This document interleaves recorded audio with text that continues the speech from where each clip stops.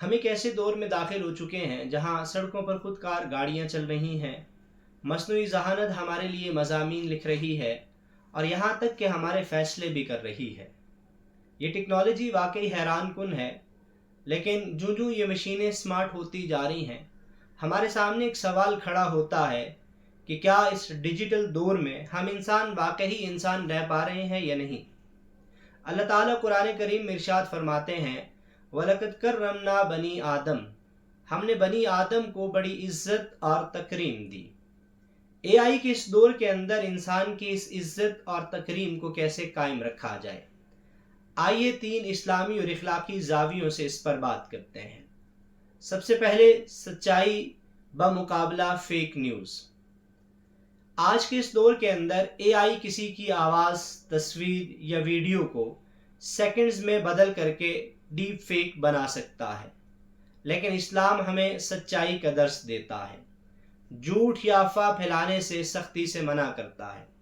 सूरह हुजरात के अंदर अल्लाह ताला इरशाद फरमाते हैं कि जब तुम्हारे पास कोई खबर आए तो उसकी खूब तहकीक कर लिया करो। आज के इस दौर में तहकीक करना एक अच्छी आदत नहीं बल्कि एक दीनी और इखलाकी जिम्मेदारी बन चुकी है। दूसरे नंबर पर अमानतदारी और मेहनत। आज के इस दौर में एआई ने हमारे सारे काम आसान कर दिए हैं, लेकिन इसके साथ साथ हम सुस्त होकर अपनी ईमानदारी और सोच को खो रहे हैं। तालिब इल्म अपना सारा काम एआई से करवा लेते हैं, मवाद एआई से कॉपी पेस्ट कर लिया जाता है। क्या ये ईमानदारी के उसूलों पर उतरता है? इस्लाम हमें मेहनत और इल्म के तलातुम की तरगीब देता है, ना कि धोखे और शॉर्टकट्स की। तीसरे नंबर पर इंसानी हमदर्दी और ताल्लुक।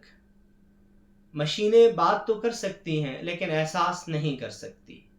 रोबोट आपको मशवरा तो दे सकता है लेकिन आपके दुख को नहीं समझ सकता। आज के इस दौर के अंदर अगर हम अपने ताल्लुक को डिजिटल कर देंगे तो फिर सिला रहमी, हमदर्दी और इखलाक की वो रूह हमारे अंदर से निकल जाएगी जो हमें वाकई इंसान बनाती है। याद रखें, एआई कोई दुश्मन नहीं बल्कि एक बेहतरीन टूल है, लेकिन इसे खादम बनना चाहिए, आका नहीं। हमें ये समझना चाहिए कि हमने बच्चों और अपने आप को सिर्फ एआई सिखाना नहीं बल्कि ये सिखाना है कि कैसे इस एआई को इखलाकी दायरे कार का पाबंद किया जाए।